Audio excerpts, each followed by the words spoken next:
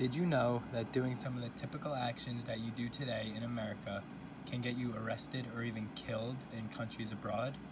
Well, what if I told you that if you showed your face as a woman or engaged in homosexual activities, then you could even be publicly stoned to death? Where is it illegal to be gay? Well, according to the UN, homosexuality is a crime in at least 74 countries, 13 of which impose the death penalty for these alleged crimes. These laws exist most pervasively in Africa and the Middle East, where lengthy prison sentences for psychiatric treatment, whippings, hard labor, and death by public stoning are all common punishments for homosexuality. Some of the most notable anti-gay laws exist in Uganda, where individuals can face life in prison for homosexual acts. Here's a list that shows all the countries and the punishments that result from being homosexual. I have a friend from Guyana, and he just happens to be straight, heterosexual, but if he happened to be gay, he would be spending his life in prison. And in the Maldives, you will be publicly whipped 20 times in front of the whole country to see. And also, in countries like Nigeria, Qatar, Iran, they carry out the death penalty for being homosexual. These are pretty relevant countries, and Qatar is holding the World Cup, so it'll be interesting to see how fans and homosexual fans treat this issue. These two quotes come from weforum.org, and they discuss the punishments and legal action that could be taken against you if you are a woman and you show face, or if you are men and you wear makeup or wear women's clothing. Even though these punishments are significantly less than compared to the punishments given out for homosexual activities, they are still extremely shocking and disturbing. In Saudi Arabia, it doesn't matter if you're local or foreign. If you're a woman and you're in Saudi Arabia, flashing an inch of flesh is a criminal act. Muslim women are required to wear a niqab and long black cloak called an abaya. In France, the complete opposite is imposed for their legal actions.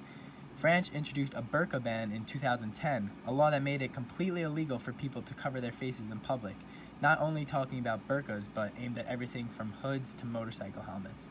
This created a huge buzz around the Muslim community, and because it is a criminal offense to wear a burqa, even though it is a part of their religion.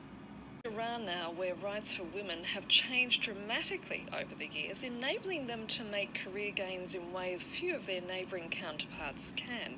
Yet Iranian women still have a long way to go. Just to give you an idea, while they're permitted to drive and move around with relative freedom, they still require the permission of their husbands to leave the country. Even though Iran is making some slight adjustments, the state that their country is in is a complete shame to human rights in general. The fact that Iranian women are happy that they're allowed to drive and move freely and they're able to pick their career is unacceptable. They still have a long way to go, and the fact that they can't leave the country without their permission from their husband is crazy. But this just shows how countries abroad do not have even close to the same rights as we have here in America. This is because the neighboring countries to Iran, women aren't even allowed to drive or make career gains that they are allowed to do so now. So this is why Iranian women are happy with the progress they are making, but they still have a long way to go. In conclusion, women in the LGBT community have little to no rights in many countries. Compared to America, I would not say we are lucky, because we still have a long way to go, to reach true equality. But we have made significant changes that some of the world is not even close to. People who live in countries where homosexual is illegal would not believe Americans when they say they can get married to their same gender. These countries need change because people are not born with their sexual orientation and gender, and everyone is not the same.